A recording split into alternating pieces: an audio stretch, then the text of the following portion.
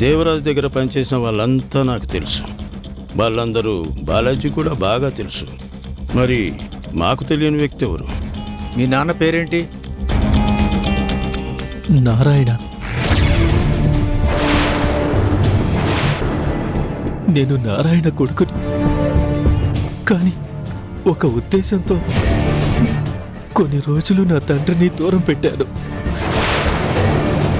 తర్వాత ఆయన ఇక్కడే ఆశ్రమం పొందారని, డబ్బు కోసం ఆశపడి దేవుడు లాంటి సూర్యం గారి మీద పోలీసు కేసు పెట్టించారని, తర్వాత నా తండ్రి మారి విడిపించారని తెలుసుకున్నాను. అలా రక్షించే క్రమంలోనే నా తండ్రి చనిపోయాడు. అందుకే తన గురించి చెప్పకుండా నేను అనాథనని చెప్పాను. నువ్వు నారాయణ కొడుకువా? మీ నాన్న ఫోటో నీ దగ్గర ఉందా? నారాయణ ఫోటో ఎవరి దగ్గరైనా ఉంటుంది సూర్యం గారు. కానీ తండ్రి కొడుకులు కలిసి ఉన్న ఫోటో ఉంటేనే కదా మనం నమ్ముతాం. ఏం కాళీ, ఆ ఫోటో ఉందా? ఉంది సార్, నా గదిలోనే ఉంది. వెళ్ళి తీసుకురా.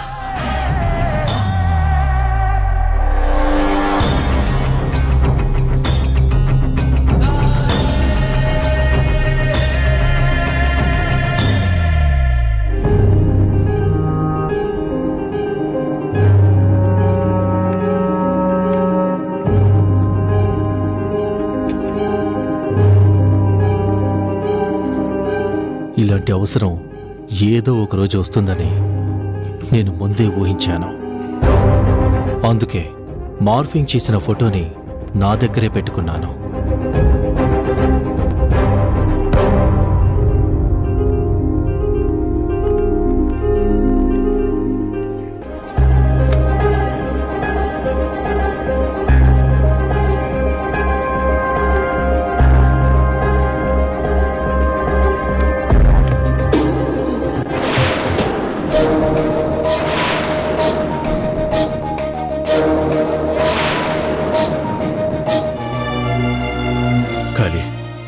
నేను నీతో ఇలా మాట్లాడినందుకు నువ్వేమనుకోద్దయ్యా. కీర్తి ప్రపంచానికి తెలియగానే దేవరాజ్కి సంబంధించిన శత్రువులు ఎవరన్నా కీర్తి కోసం వెతుకుతుంటారేమో అనే అనుమానంతోనే నేను అలా నిలదీశాను. నేను నిన్ను బాధ పెట్టుంటే నన్ను వద్దు సార్, క్షమించమనే పెద్ద మాట మీరు నన్ను అడగకూడదు. కీర్తి అంటే మీకు ఎంతో అభిమానం. తనని మీరు ఎంతో గొప్పగా చూసుకుంటున్నారు. ఆ విషయం నాకు బాగా అర్థమైంది. మీరు నన్ను అర్థం చేసుకున్నారు. నాకు అది చాలు సార్, అది చాలు. నువ్వు భోంచేసావో లేదో, వెళ్ళి భోంచే.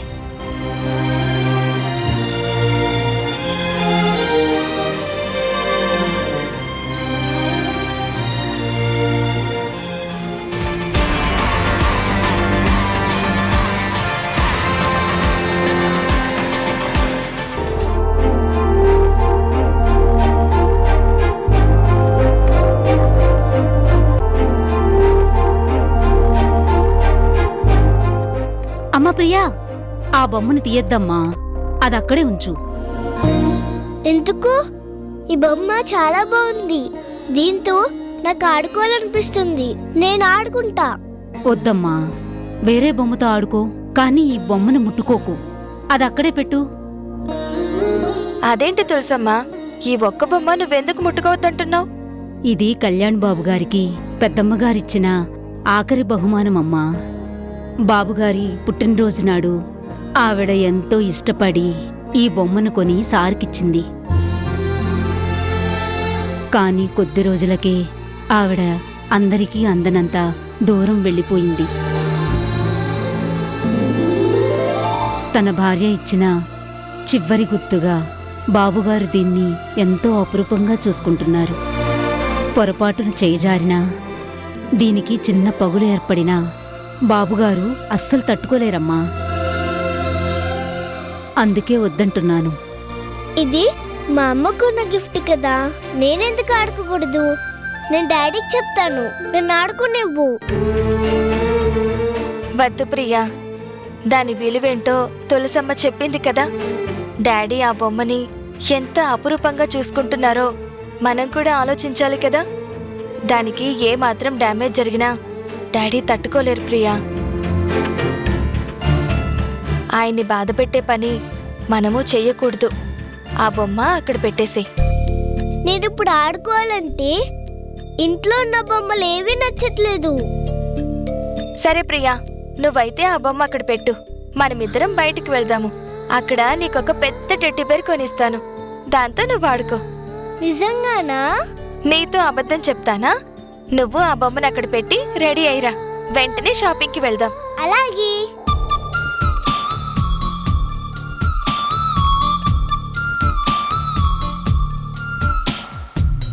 చాలా మంచి పని చేయించావమ్మా. ప్రియా ఆడుకుంటానని మొండిపట్టు పడితే నేను కాదనలేకపోయేదాన్ని. కాని ప్రియా నీ మాట వింది. ఆ బొమ్మను అక్కడే పెట్టేసింది.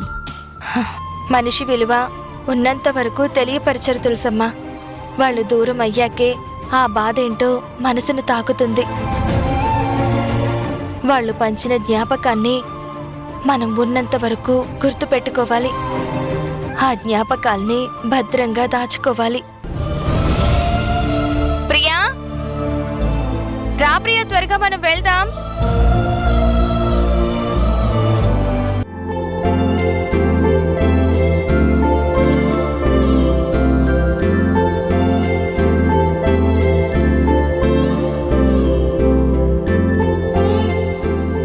గోపి, కాఫీ తీసుకో.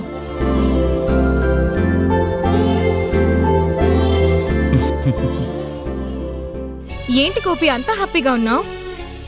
మా అక్క జీవితం ఎంత గొప్పదని నేనెప్పుడూ ఊహించలేదు సుష్మా. తాను కష్టాల కోసమే పుట్టిందేమో అని, కన్నీళ్లతోనే బ్రతుకుతుందేమో అని ఎన్నోసార్లు బాధపడ్డాను. కానీ తన జీవితం వేరు, తను బ్రతకాల్సిన బ్రతుకు వేరు. మా కోసం ఇలా ఉండిపోయిందని ఇప్పుడే తెలిసింది. ఏంటో అంత గొప్ప జీవితం. నీకో సంగతి తెలుసా? మా అక్క ఒక పెద్ద కోటీశ్వరరాలు. ఒకప్పుడు ఈ ఊరి ఎమ్మెల్యే దేవరాజ్ కూతురు. అనుకోకుండా తను మా ఇంటికి రావడమేంటి, అమ్మ జైలుకి వెళ్తే నన్ను చెల్లిని పెంచడమేంటి, తను ఎన్ని కష్టాలు పడినా ఏ రోజు తన వాళ్ల గురించి తెలుసుకోలేకపోయింది. ఈరోజు తను ఎంత గొప్ప వ్యక్తో తెలిసినా కూడా అక్కలో కొంచెం కూడా అహంకారం కనిపించలేదు. ఇది అక్క గొప్పతనం కాదా? నేను విన్నాను గోపి. అయినా ఆ దేవరాజు పెద్ద రౌడీ అంట కదా, చాలా మందిని ఇబ్బంది పెట్టాడంట, ఎన్నో భూ కబ్జాలు చేశాడంట. అలా సంపాదించిన ఆస్తులే కదా. సుష్మా, నువ్వు ఎంత మారినా ఇంకా నీలోని ఆ ఉక్రోషం తగ్గలేదు. అక్క జీవితంలో ఒక మంచి జరుగుతుంది అంటే నువ్వు సంతోషించడం నేర్చుకో. నేనేం తప్పుగా మాట్లాడలేదు గోపి, ఉన్నదే చెప్తున్నాను. వదిన గొప్పదే, కానీ వాళ్ళ నాన్న గురించి విన్నది నీకు చెప్తున్నాను. మారని వాళ్ళు ఎవరుంటారు సుష్మా? మీ అమ్మ మాటలు విని ముందు నువ్వు నాతో గొడవ పడలేదా? నన్ను మీడియాకి ఏడ్చలేదా? నేను లంచం తీసుకున్నానని నిందలు వేయలేదా?